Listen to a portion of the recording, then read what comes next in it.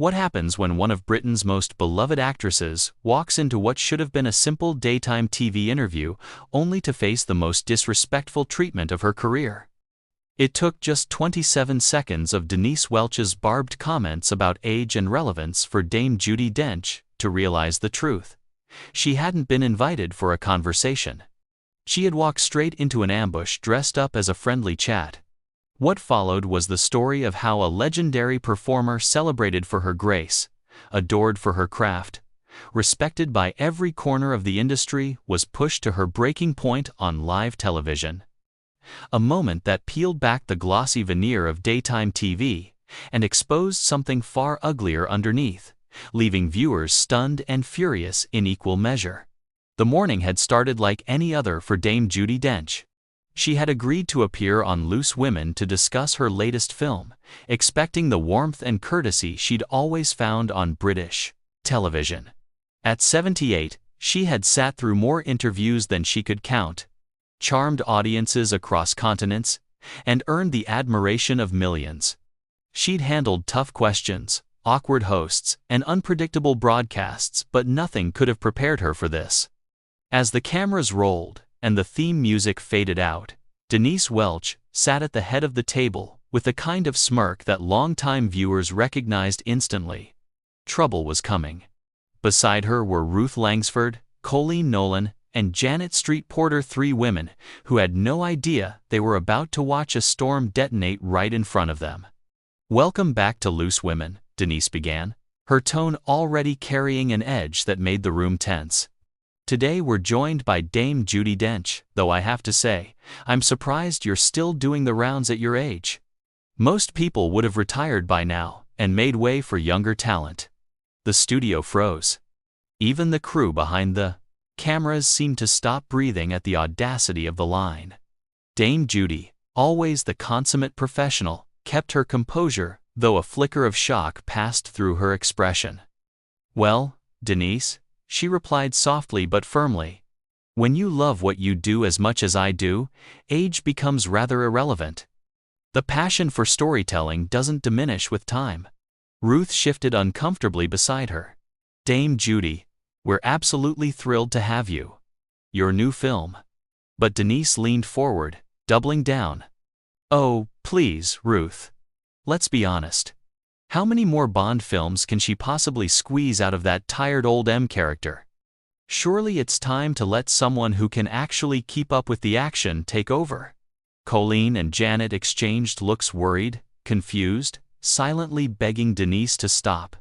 But she didn't. Dame Judi's eyes narrowed the slightest bit. "Experience and wisdom," she said carefully, "are quite valuable in any role." "Experience?" Denise scoffed. "Is that what we're calling it now? Because from where I'm sitting, it looks more like desperation. Clinging to roles that should go to actresses who haven't already had their time." Ruth tried once more.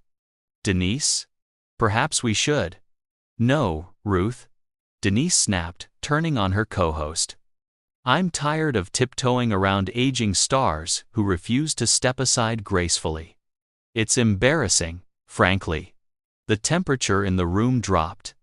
Dame Judi sat perfectly still, hands folded, shoulders poised, but something in her demeanor shifted. The warmth faded from her eyes, replaced by a cool, cutting clarity. "Embarrassing?"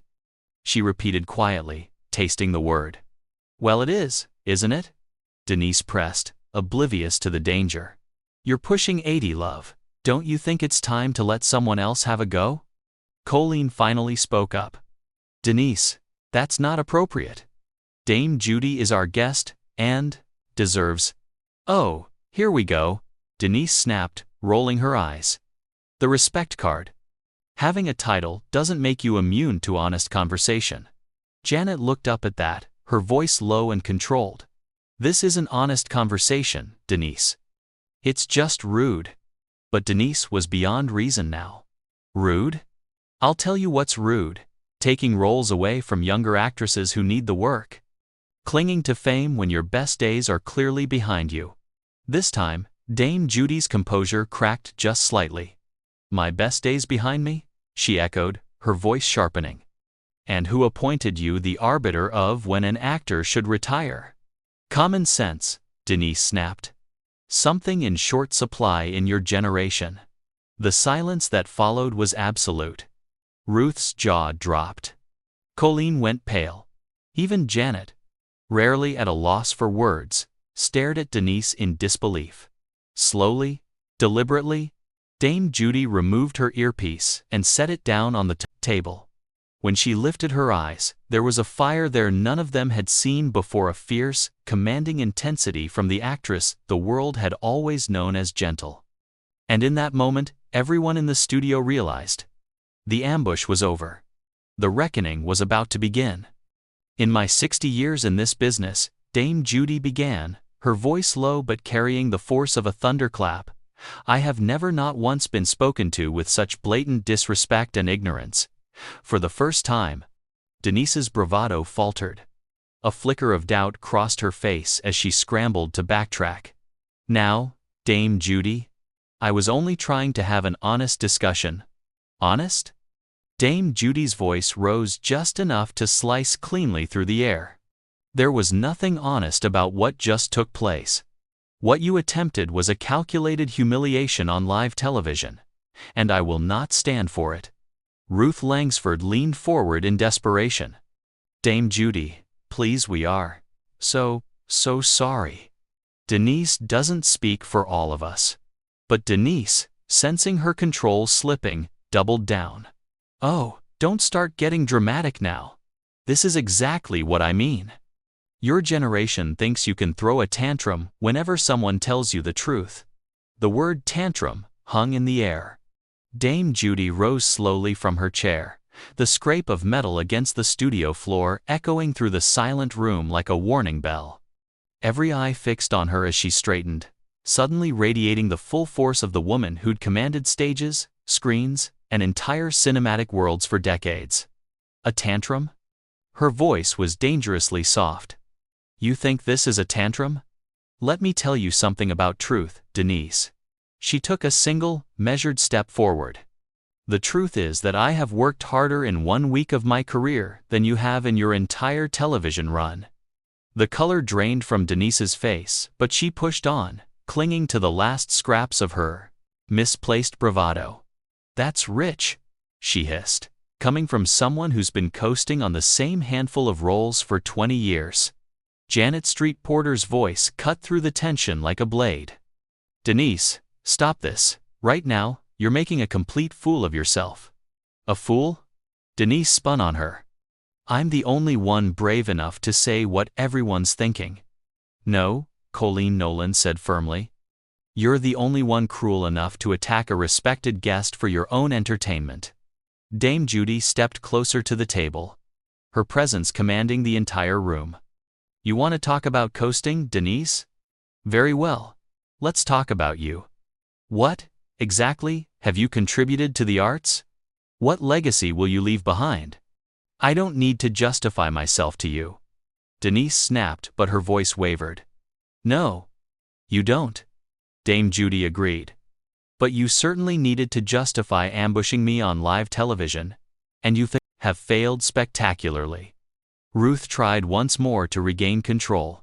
Ladies, please, we're live on air. Can we just take a breath? Do not attempt to manage me right now, Ruth.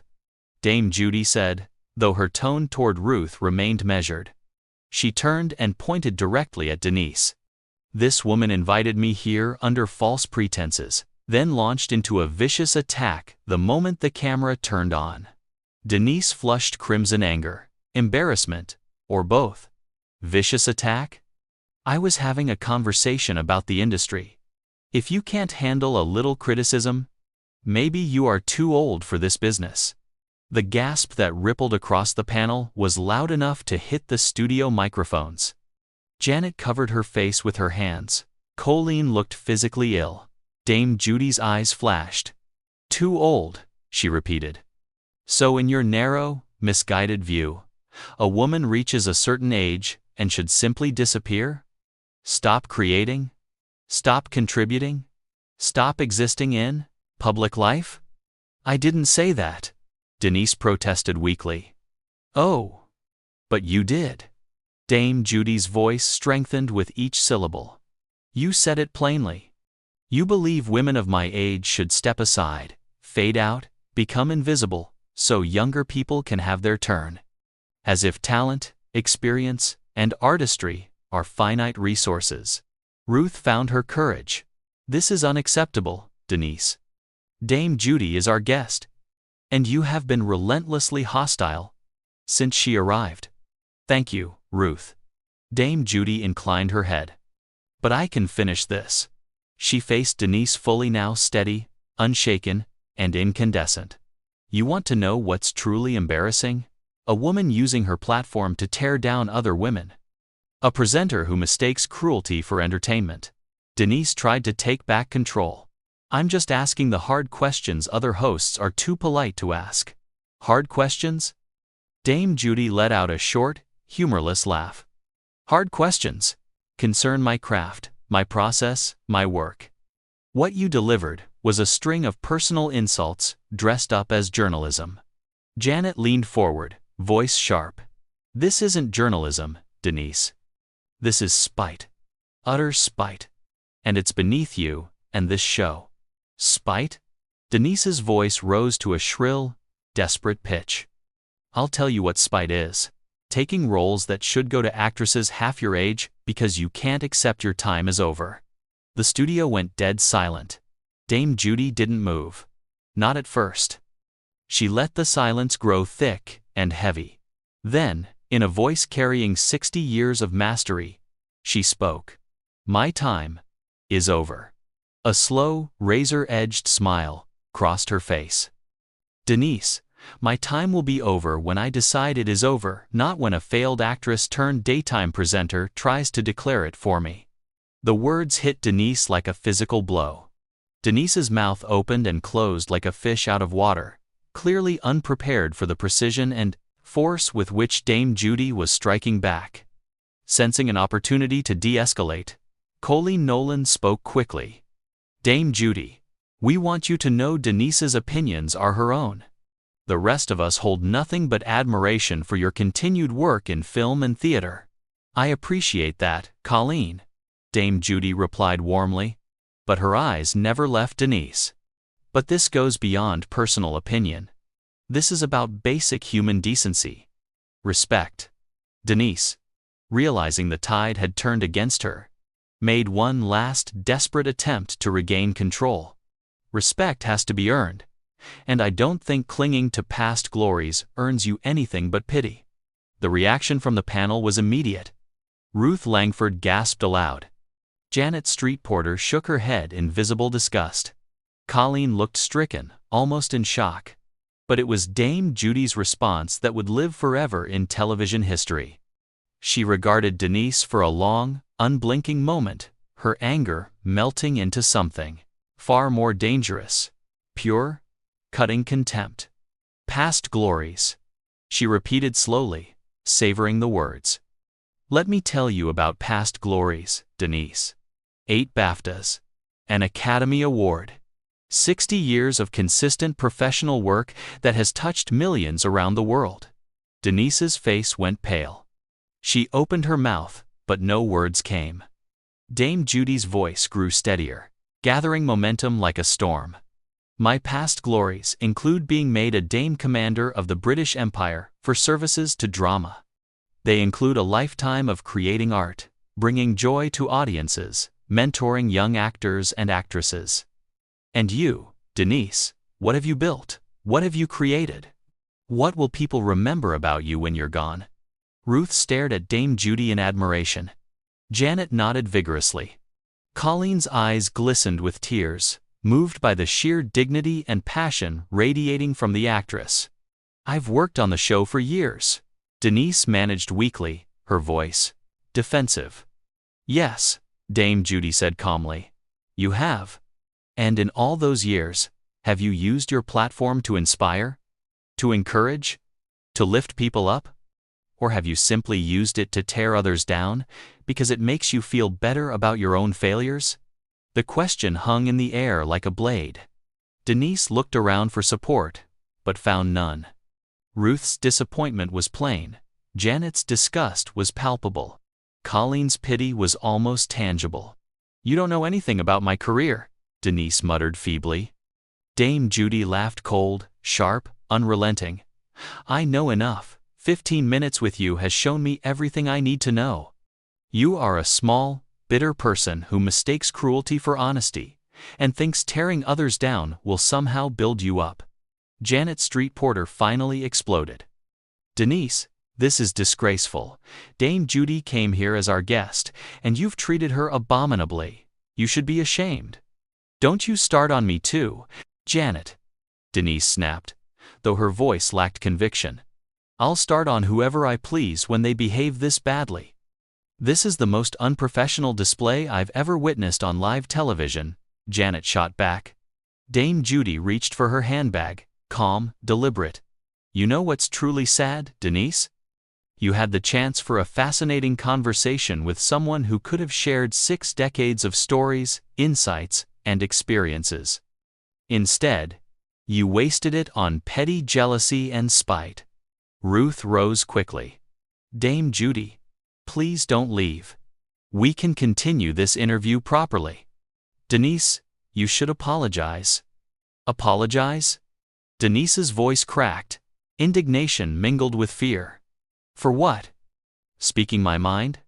Dame Judi faced her fully one last time, every inch the legend she is. "For speaking your mind? No, Denise. Apologize for showing the entire country who you really are. Apologize for wasting everyone's time with your bitterness. Apologize for proving that some people will use any platform, no matter how small, to spread negativity instead of creating something meaningful." Colleen found her voice again. "Dame Judi is right. This has been completely unacceptable. You were invited here to discuss a new film, and instead, we've witnessed a personal attack." "It wasn't a personal attack," Denise protested, but even she no longer sounded convincing. Her voice had dwindled to barely a whisper, fragile and defeated. "Nothing but a personal attack," she muttered under her breath. Dame Judi's tone was firm, unwavering. "From the moment I sat down, you made it clear you had already decided to be hostile. You didn't ask about my work, my process, my passion for acting. You attacked my age, my relevance, my right to continue working. That isn't journalism, Denise. That is bullying." The word bullying hit Denise like a physical blow. She slumped back in her chair, small, isolated, shrinking under the weight of the truth. Dame Judi adjusted her handbag and turned to the main camera, her gaze calm but piercing. "To the viewers at home, this kind of behavior is not representative of the wonderful people I usually work with in British television. Most presenters are professional, respectful, and genuinely interested in meaningful conversation." She pivoted back to the panel, her expression softening as she looked at Ruth, Janet, and Colleen. "Thank you to the 3 of you for trying to maintain some dignity during this debacle. Your efforts to redirect the conversation were noticed and appreciated, even if ultimately unsuccessful." Ruth stood and reached out. "Dame Judi, I cannot apologize enough. This is not how we conduct interviews, and it is certainly not how we treat our guests." Dame Judi shook her hand, composed and gracious. "Thank you, Ruth. I can see that you are a professional, and I appreciate your attempts to salvage the situation." Janet, street porter, rose as well. "Dame Judi, I am mortified by what happened today. You handled this with more grace than anyone should have to." "Thank you, Janet," Dame Judi replied, nodding. "Your support during this ordeal was noted and appreciated." Colleen Nolan wiped a tear from her cheek as she spoke. "I'm so sorry. You came expecting a normal interview about your work, and instead were subjected to this treatment. It's unforgivable." Dame Judi's expression softened, warmth returning to her eyes. "Don't cry, dear. This isn't your fault. You all tried to steer things in the right direction." Throughout it all, Denise remained slumped in her chair, staring down at her hands, utterly deflated and thoroughly defeated. Dame Judi took one final look around the studio, then addressed the camera once more. her voice calm, resolute, and inspiring. "I've had a wonderful career, and I intend to continue having one for as long as I am able. Age is not a barrier to creativity, passion, or contribution. Anyone who suggests otherwise is simply revealing their own limitations." With that, Dame Judi Dench walked off the set, head held high, leaving behind a studio of stunned crew members, 3 embarrassed but supportive panelists, and 1 thoroughly humiliated presenter, who had learned far too late what happens when you mistake a legend's kindness for weakness. The cameras continued to roll for several more seconds, capturing Denise's stunned silence and the discomfort etched on everyone else's faces. It was a moment that would be replayed countless times, not as triumphal confrontational television, but as a masterclass in dignity under pressure.